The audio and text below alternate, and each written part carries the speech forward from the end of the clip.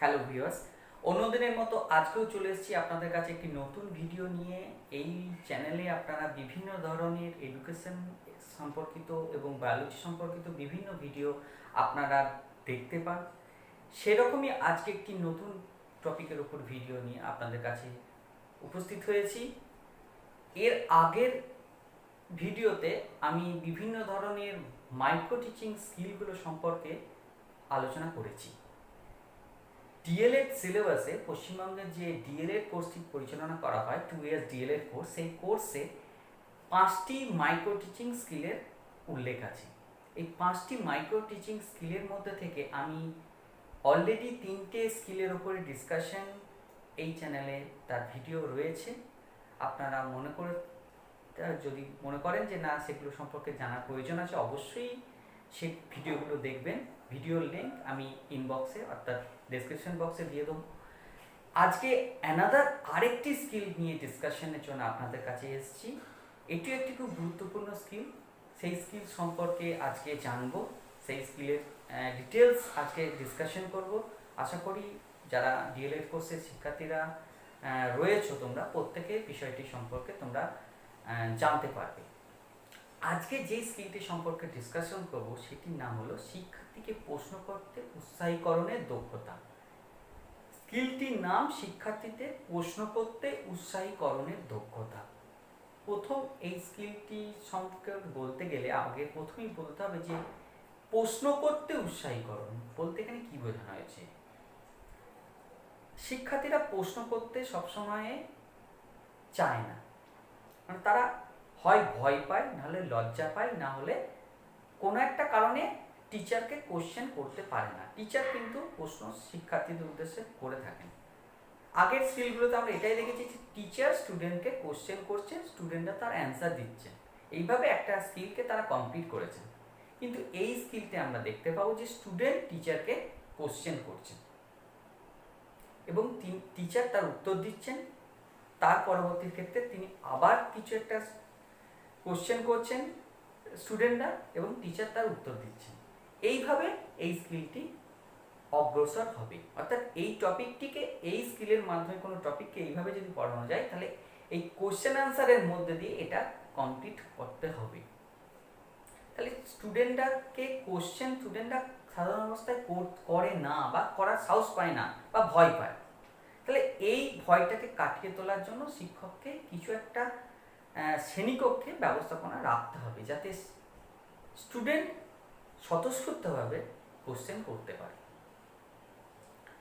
তাহলে সেই স্বতঃস্ফূর্তটা বজায় রাখতে গেলে শ্রেণীকক্ষের পরিবেশ ভয়মুক্ত হতে হবে, শ্রেণীকক্ষটাকে সেরকম প্রাণবন্ত করে তুলতে হবে, শ্রেণীকক্ষের এনভায়রনমেন্টটাকে সেইভাবে তৈরি করতে হবে যাতে টিচার স্টুডেন্ট রিলেশনশিপটা একটা সুন্দর তৈরি হতে পারে।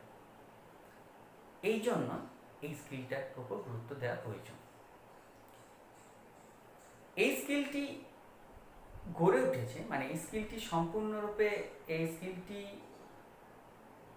কথা বলতে গেলে আমাদের অবশ্যই বলতে হয় এটা কনস্ট্রাকটিভিজম বা নির্মিতিবাদ তত্ত্বের উপর ভিত্তি করে গড়ে উঠেছে। নির্মিতিবাদে আমরা মনে করি যে শিক্ষার্থী তার এবং তার সমাজের সাপেক্ষে একটা সমাজ বা একটা সৃষ্টিকে সে ভাবতে শেখে। সে নিজেকে এবং তার সমাজকে নিয়ে একটা পরিবেশ সে রচনা করতে পারে এবং সেখানে সে কল্পনা করতে পারে সব কিছুকে, সেখানে সে নিজের মতো করেই গড়ে তুলবে। তাহলে এখানে আমার পরিবেশটাকে এমনই তৈরি করতে হবে যে শিক্ষার্থী তার নিজের মনে করে সেই ক্লাসরুমটাকে এবং তার শিক্ষককে তার নিজের কাছের মানুষ ভেবে সে ভাবতে শিখবে এবং সেইভাবেই সে তার ভয়কে দূর করবে। ফলে তার মনে যে কোশ্চেন, তার মনে যে জিজ্ঞাসা তৈরি হবে সেটা সে উত্তর সেখান থেকে পাবে। তাহলে এই জন্য এটাকে বলা হয়েছে যে নির্মিতিবাদ তত্ত্বের উপর ভিত্তি করে গড়ে উঠেছে। প্রত্যেক স্কিলের মধ্যে এখানেই 4টে কম্পোনেন্ট স্কিল বা আচরণাঙ্গ রয়েছে। প্রত্যেকটা আচরণাঙ্গ আমি উদাহরণ সহ ডিসকাশন করছি একে।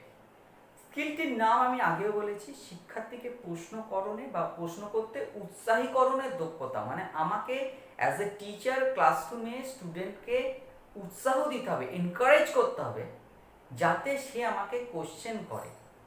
তাহলে এই উৎসাহটা বজায় রাখার জন্য আমাকে কিছু একটা অ্যাক্টিভিটি সেখানে তৈরি করতে হবে। মানে আমাকে ক্লাসরুমের মধ্যে কিছু অ্যাক্টিভিটি হোক, কিছু তত্ত্ব হোক, কিছু একটা সিচুয়েশন হোক, পরিস্থিতি তৈরি করতে হবে যেখানে স্টুডেন্ট স্বতঃস্ফূর্তভাবে প্রশ্ন তার মনে সেটা আসলে সেই প্রশ্নটা সে শিক্ষককে করতে পারে। মানে স্টুডেন্টদের মনে জিজ্ঞাসাটাকে আমাকে তৈরি করতে হবে, এই জিজ্ঞাসা থেকেই আমাকে অগ্রগতি হতে হবে। প্রথম যে কম্পোনেন্ট স্কিলটা আমরা এখানে পাই, শিক্ষার্থীর দ্বারা প্রশ্ন করো। শিক্ষার্থীর প্রশ্ন করা, এটি সাধারণ একটা কথা যে শিক্ষার্থী প্রশ্ন করছে ক্লাসে, কিন্তু তার আগে আমাকে করতে হবে যে একটা তার সামনে প্রশ্ন করবে তার মতো সে পরিবেশটা তেমন তৈরি করা হয়। ক্লাসরুমে টিচার আসার সাথে সাথেই যদি বোর্ডে কোনো একটি শব্দ তিনি লেখা শুরু করেন স্টুডেন্টদের কিছু ইনস্ট্রাকশন না দিয়ে, তাহলে স্টুডেন্টদের মনে প্রশ্ন আসবে স্যার ওটা কেন করছেন। বা তার স্টুডেন্টদের উদ্দেশ্যে যদি কিছু একটা উনি ছবি হোক, মডেল হোক, কিছু একটা দেখান, তাহলে তার মধ্যে প্রশ্ন আসবে। রামধনু সম্পর্কে আমরা ক্লাসের টপিকে পড়েছি, তৃতীয় শ্রেণীতে আছে। সেটা যদি ক্লাসে পড়ান শিক্ষক মহাশয়, তাহলে শিক্ষকের উদ্দেশ্যে স্টুডেন্টরা প্রশ্ন করতে পারে যে স্যার রামধনু কখন সৃষ্টি হয় বা রামধনু কখন দেখা যায়। তাহলে এটা একটা সাধারণ প্রশ্ন, সেটা শিক্ষার্থী প্রশ্ন করছে। যে বা একটা বোর্ডের মধ্যে তিনি কি করলেন, রামধনু আঁকলেন বা একটা রামধনু ছবি দেখালেন। তাহলে এটা স্টুডেন্টদের মনে প্রশ্নই আসতে পারে স্যার ওটা কি রামধনু, বা রামধনু আমরা কখন দেখতে পাই। তাহলে এটা হচ্ছে শিক্ষার্থীর দ্বারা প্রশ্ন কর, সাধারণ প্রশ্ন কর। তাহলে এটা হচ্ছে প্রথম স্কিল, মানে প্রথম কম্পোনেন্ট স্কিল, যেখানে শিক্ষার্থী স্বতঃস্ফূর্তভাবে তার মনের প্রশ্নকে শিক্ষকের সামনে উপস্থিত করবে। শিক্ষার্থী তার মনে যে জিজ্ঞাসা যেটা মেটানোর জন্য শিক্ষক মশাইকে প্রশ্ন করবে, তার উত্তর শিক্ষক মশাই দেবেন। এরপরে দ্বিতীয় কম্পোনেন্ট স্কিল হলো প্রশ্নকরণের নমনীয়তা। প্রথম প্রশ্নের উত্তরে যখন শিক্ষার্থী কিছু একটি উত্তর পাচ্ছেন, তখন তার মনে একটা স্বতঃস্ফূর্ততা তার মধ্যে সৃষ্টি হয়েছে, সে ভয় পরিবেশটা থেকে মুক্ত হয়েছে এবং তার মধ্যে একটা নমনীয় মনোভাব এসছে, এর জন্য সে দ্বিতীয় প্রশ্ন আবার করছে। প্রশ্নকরণের নমনীয়তা, প্রশ্নকরণের নমনীয়তার প্রশ্ন বলতে বোঝায় এখানে প্রশ্ন আসবে একটু নমনীয়ভাবে, একটু কোমলভাবে, যাতে শিক্ষার্থীর শিক্ষার্থীর নরম মনের পরিচয় এখানে পাওয়া যায়। সাধারণ প্রশ্ন, কিছু সহজ প্রশ্ন। রামধনুতে কটি রং থাকে, রামধনুর রঙগুলির নাম কি কি, এই ধরনের প্রশ্ন এখানে আসতে পারে। তাহলে এই প্রশ্নটা হবে নমনীয়, প্রশ্নকরণের নমনীয়তা। তাহলে প্রশ্নকরণের নমনীয়তার হলো তৃতীয় কম্পোনেন্ট স্কিল। তৃতীয় কম্পোনেন্ট স্কিল হলো প্রশ্নকরণের পরিমিত বোধ। আগের দুটো কম্পোনেন্ট স্কিলেতে আমি দেখতে পেয়েছি, একটা হলো শিক্ষার্থীর দ্বারা প্রশ্নকরণ, দ্বিতীয় হচ্ছে প্রশ্নকরণের নমনীয়তা। তৃতীয় কম্পোনেন্ট স্কিল হলো প্রশ্নকরণের পরিমিত বোধ। পরিমিত বোধ বলতে বোঝাচ্ছে এখানে শিক্ষার্থীর ডাইভার্জেন্ট থিঙ্কিং এর পরিচয় পাওয়া যায়, তার অপসারী চিন্তন, তার চিন্তা শক্তির অপসারী মনোভাবের এখানে পরিচয় পাওয়া যায়। শিক্ষার্থী যে একমুখী চিন্তা না করে তার চিন্তাকে বিস্তৃতভাবে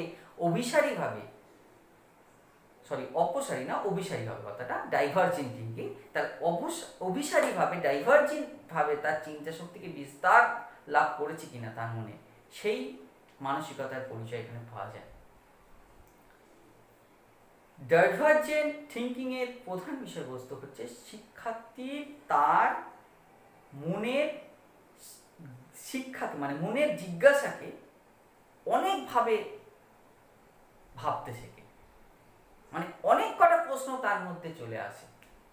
সেজন্য এখানে শিক্ষার্থীর ডাইভার্জেন্ট থিঙ্কিংয়ের পরিচয় হিসাবে শিক্ষার্থীর প্রশ্নকরণের পরিমিত বোধ হবে। মানে পরিমিত মানে হচ্ছে প্রশ্নকরণের মাত্রা অনেক বেশি পরিমিত, অনেক বেশি ম্যাচিওর, অনেকটা ম্যাচিওর কার তুলনায়? আগেরগুলোর তুলনায়। আগের প্রশ্নকরণ সাধারণ প্রশ্নকরণ ছিল প্রশ্নকরণের নমনীয়তা ছিল, ফ্লেক্সিবিলিটি ছিল। এখানে প্রশ্নকরণের নমনীয়তার জায়গায় একটু পরিমিত হলো, অর্থাৎ ম্যাচুরেশন এলো।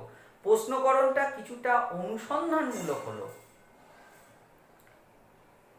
প্রশ্নকরণের পরিমিত বোধ হিসাবে এই যে রামধনুর বিষয়ে আমি আপনি ডিসকাশন করব, সেখানে কিভাবে প্রশ্ন করতে আসতে পারে না স্টুডেন্টরা প্রশ্ন করতে পারে, সে রামধনু কি আমরা শুধুমাত্রই বর্ষাকালেই দেখতে পাবো না গরমকালেও দেখতে পাবো? বা রামধনু বৃষ্টির পরে সূর্য উঠলেই কেন দেখা যায়? বিপরীত দিকে কেন দেখা যায়? এই ধরনের, বা মেঘলা আকাশে কেন রামধনু দেখতে পাই না? এই ধরনের প্রশ্ন, এর উত্তর একটু কিছুটা হলেও পরিমিত হবে, এর প্রশ্ন কিছুটা বিস্তৃত হবে, জ্ঞানের বোধের কিছুটা ব্যাখ্যা আসবে। এই জন্য এটা হলো পরিমিত বোধ। চতুর্থ এবং সবশেষ কম্পোনেন্ট স্কিলটি হলো বিষয় সম্পর্কিত প্রশ্ন। বিষয় সম্পর্কিত প্রশ্নের মধ্যে যাবতীয় বিষয় কেন্দ্রিক প্রশ্ন এসে যায়। সেখানে শুধুমাত্র বিষয়ের বাইরে গিয়েও তো আমাকে প্রশ্ন করলে হবে না, কারণ কোনো একটি টপিকের ওপরই আমাকে কম্পোনেন্ট স্কিলগুলো নিয়ে প্রশ্ন আসতে হবে। তাহলে বিষয় সম্পর্কিত প্রশ্ন হচ্ছে সেই বিষয় যেটি নিয়ে আমি পড়াচ্ছি, অর্থাৎ রামধনু নিয়ে যদি প্রশ্ন করি তাহলে সেই সম্পর্কিত যে কোনো প্রশ্ন এখানে হচ্ছে বিষয় সম্পর্কিত প্রশ্ন। শিক্ষার্থীরা প্রশ্ন করতে পারে যে স্যার বেনিয়াসহ কলা কাকে বলা হয়, বা ভির্জিওরের পুরো রঙগুলোর নাম যদি বলে দেন। তাহলে এগুলো হচ্ছে বিষয় কেন্দ্রিক প্রশ্ন। তাহলে বিষয় সম্পর্কিত প্রশ্নের মধ্যে বিষয়কে নিয়ে যে বিষয়টা নিয়ে আজকে স্কিলটি ডিসকাশন করছে সেই বিষয় নিয়ে যাবতীয় প্রশ্নের এখানে বিষয় সম্পর্কিত প্রশ্নের মধ্যে থাকবে। তাহলে চারটে কম্পোনেন্ট স্কিল এবং চারটে কম্পোনেন্ট স্কিলের ওপরে ডিসকাশন আমি আজকে করলাম। কোশ্চেনগুলো সম্পর্কে বিশেষ করে কোন ক্ষেত্রে আমরা কোন ধরনের কম্পোনেন্ট স্কিলকে বলবো সেটা ডিসকাশন করলাম। কি কি কম্পোনেন্ট স্কিল পেলাম না? শিক্ষার্থীরা প্রশ্নকরণের নমনীয়তা, প্রশ্নকরণের পরিমিত বোধ, এবং আরেকটি হলো বিষয় সম্পর্কিত প্রশ্ন। তাহলে চারটে কম্পোনেন্ট স্কিল সম্পর্কে জানলাম আমরা। আজকের ক্লাসে আশা করি বিষয়টি সম্পর্কে কিছুটা হলো আপনাদের ক্ষেত্রে আমি তুলে ধরলাম বিষয়টা। যদি কোনো রকমের প্রশ্ন থাকে এই বিষয় নিয়ে অবশ্যই কমেন্ট বক্সে জানাবেন। আপনাদের যাবতীয় যা প্রশ্নের উত্তর আমি দেওয়ার চেষ্টা করব। ভিডিওটি ভালো লেগে থাকলে অবশ্যই লাইক করবেন, চ্যানেলটি সাবস্ক্রাইব করবেন। এই পরবর্তী ক্লাসে আমি আবার কোনো একটি ভিডিও এই সম্পর্কিত নিয়ে ডিসকাশন করব। নেক্সট ভিডিওতে আবার দেখা হচ্ছে। সকলে ভালো থাকুন, সুস্থ থাকুন। আজকের ভিডিও এই পর্যন্ত।